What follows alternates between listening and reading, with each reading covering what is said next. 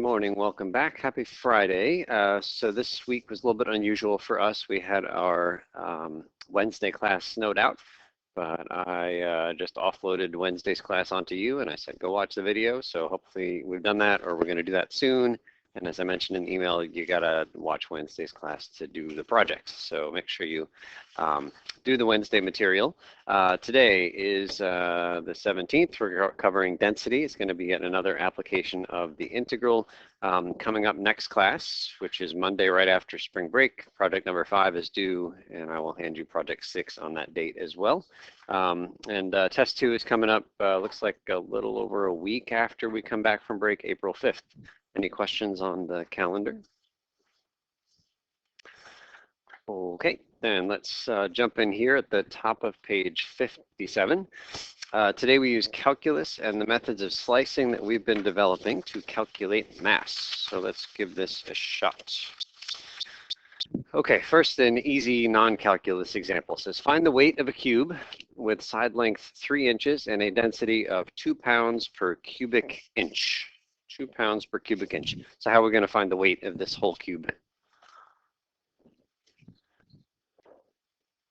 First we have to find what for the cube? The volume of the cube, right?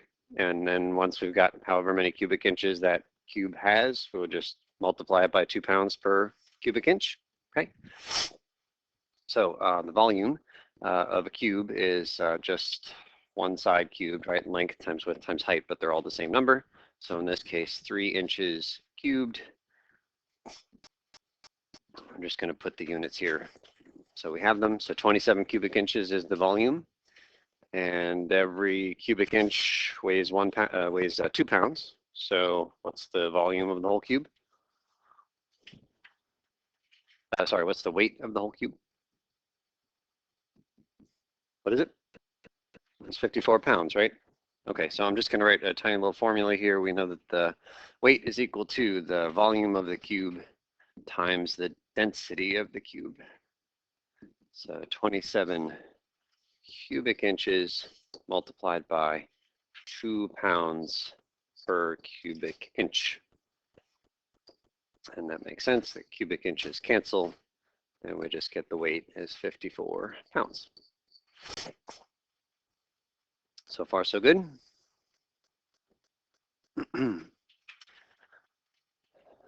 Okay, so density, this is a definition, is the concentration of mass in an object, and it's usually measured in units of mass per volume. For example, grams per cubic centimeter. Now, I don't know if we're abusing the word density here, but technically this 2 pounds per cubic inch was not a mass per volume. What was it? It was a weight per volume, right? Pounds is not a mass, pounds is a force, it's a weight. So there's this difference, right, between mass and force or weight. I'm going to use mass and weight kind of interchangeably, and if I say the wrong word, let me know and we'll fix it. So I don't know if we're abusing the word density or if it's okay to call this thing a density as it is, but we're just going to go with it. So for example, here it says mass is equal to volume times density. That's exactly what we have up here. I'm going to write the word weight, mass, or weight. It just depends on what the units the density is given in.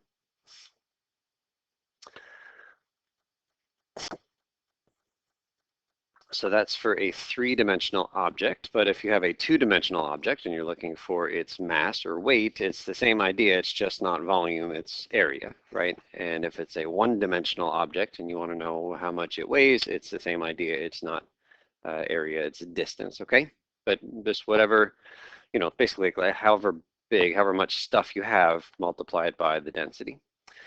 Okay, so easy peasy when you have an object where the density is the same. So in this cube, every molecule of the cube had the same density, 2 pounds per cubic inch.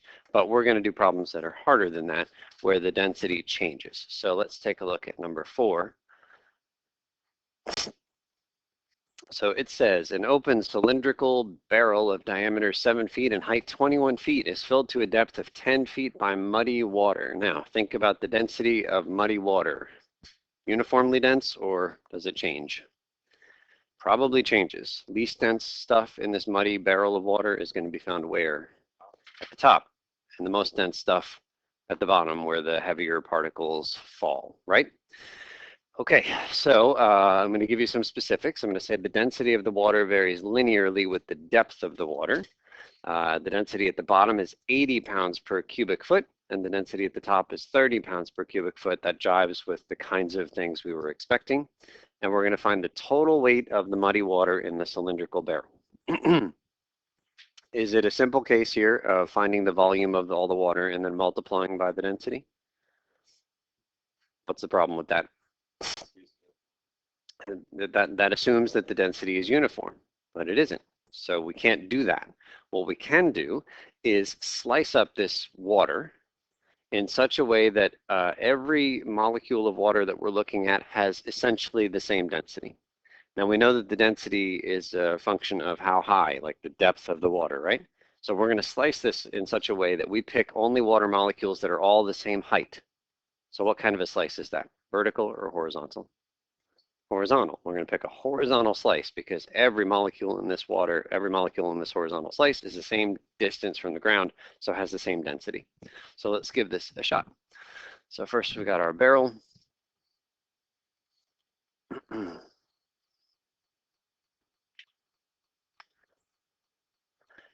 And it says the diameter of the barrel is 7 and the height of the barrel is 21.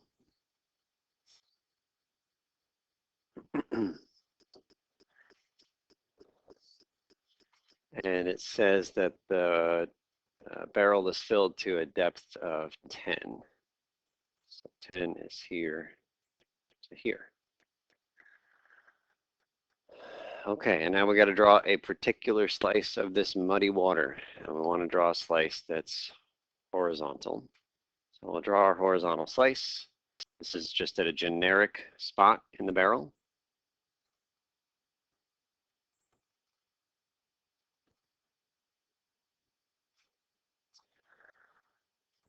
How about we call the distance from the bottom of the barrel to that particular slice H for height? What's a good name for the thickness of that slice? Delta. Well, there's only one letter I want to use here. It's the same letter that I put there, right? Delta H.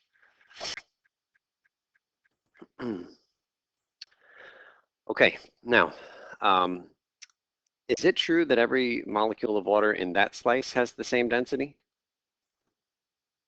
No, because there's some thickness there. So the molecules of water in the bottom of this slice are denser than the ones at the top of the slice. But if the slice is thin, then the difference is not that great. And this is, starting to sound like a broken record here where we're just approximating and assuming things are not too far from reality. Okay, so we're going to find the volume of that slice is equal to, what shape is that slice? Is a what? Disk is okay. Yeah, disk is like a two-dimensional word, so cylinder. So we know the volume of a cylinder is pi times the radius squared times the height. Pi times, what's the radius? 3.5, right? Make sure we cut that 7 in half. Pi times the radius squared, it's always 3.5, times the height. What's the symbol for the height of that cylinder? It is delta H. It is not H, it is delta H. Okay, that's it. That's done. That's the volume of the slice. We know that if we want to find the weight of this thing, we're supposed to take the volume and multiply it by what? The density. But we haven't come up with a formula yet for the density. The density changes depending on how high this slice is. So we need a formula for the density. So let's make a little table here. H is going to be the input, and density, which we'll call delta, lowercase Greek delta.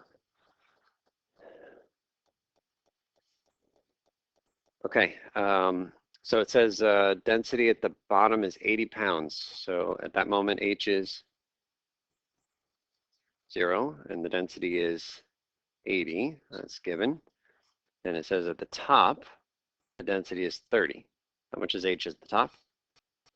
10, right? Because it's 10, yeah, it's not filled all the way, it's just filled to 10, and the density there is 30.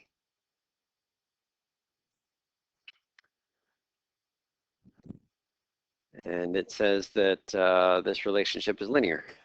And so we just have to find the equation of a line that connects these 2 points. So in order to find that equation, we need the slope.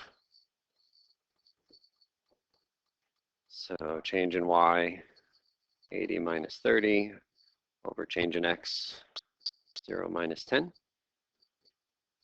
50 over negative 10, negative 5 is good.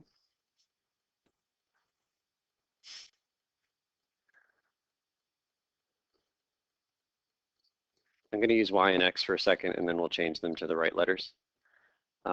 We just calculated the slope is negative 5. Normally you have to do work to find the y-intercept, but in this case is given. How much is it? It's 80, right? 0, comma, whatever, that's the y-intercept right there. So this is our equation for the density. So let's use the right letters, not x and y. Instead of y, what letter do we have? That's the delta, that's the output. Negative 5 instead of x, that's h, plus 80, right? So that is our density function.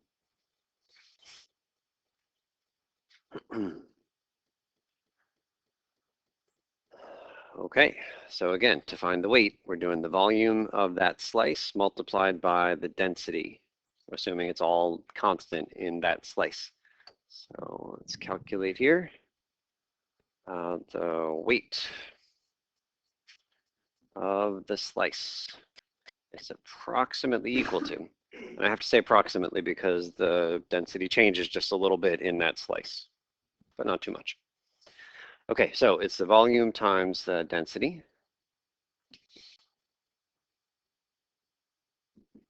The volume was that thing up there in green.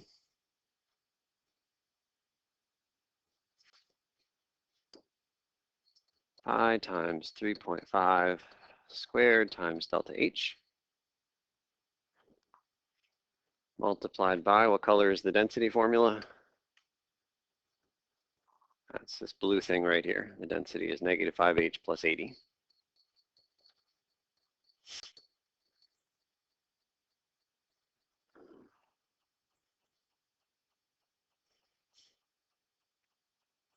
Okay, so that expression right there is approximately equal to the weight of that one slice. What we want to do is find the weight of all the water. So we're just going to add up the weight of each of the slices, right? And then we're going to take a limit as the number of slices goes to infinity. So let's do that, and then we'll make our final conversion. So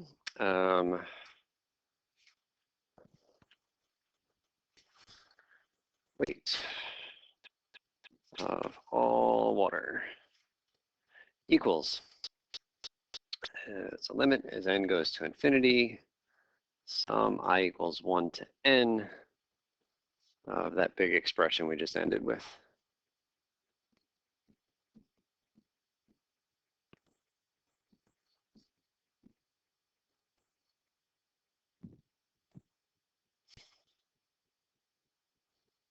You do have to put i's. Where do the i's go? Just on h, there's only one right there.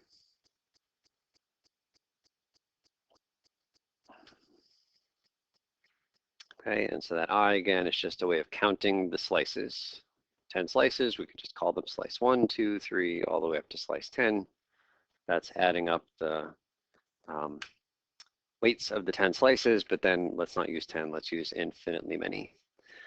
And then finally, when we see expressions like this, we can convert them into integral. This one is a little bit strange, just in terms of the positioning of everything. Like what we've seen every time we've done this conversion to an integral is a limit, we got that, and then a summation, we got that. And then what's usually the last thing? Like a delta x or delta y or something. And for some reason, this delta h is in the middle, but you know, it's multiplication, so you can just shuffle it to the end. The important thing is the function, everything that isn't the delta h. But in this case, the delta h was part of the volume. It was right there in the middle, but that's okay. All right, so this equals integral All right, so the function is pi 3.5 squared. We're going to put the delta h at the end. Negative 5h plus 80. Delta h becomes dh. I bet, yeah, the pi and 3.5 squared should come out front. Okay, and then finally we need the limits of integration. So we're just taking the smallest possible h up to the biggest possible h, and you just have to look at where the water lives. What's the smallest possible h? 0, and the highest possible h is 10. That's it.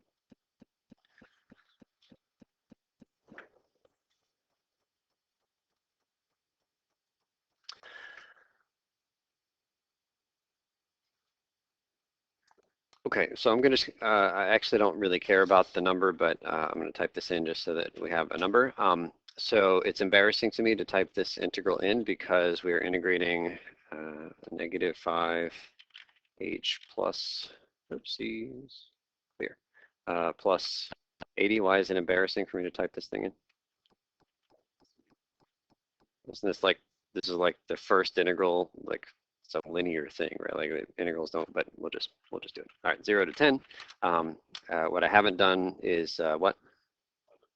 Yeah, pi and 3.5 squared. So times 3.5 squared, 6737.5 pi times pi. What are the units for this final number here? Pounds, right? 21,000 pounds. That's how much all the muddy water weighs.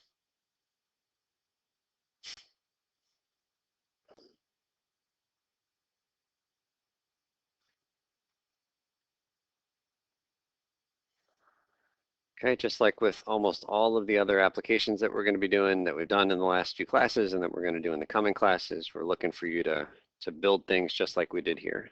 Draw a nice picture, draw a nice slice, find the weight of one slice, put a limit and a sum, and then finally the integral. When you get to the integral, that's like the boring part as far as I'm concerned. I'm much more interested in all the setup work that goes into it. Questions? Okay, so the activities are on the next page. I'm just going to highlight here. Once you have gotten to a place where you got an integral written down, just type your integral into your calculator and move on. Much more interested in the setup today. I think the very last question actually asks you to do all the integrals by hand if you have time. But the first pass through is really just about the setup. I will walk around.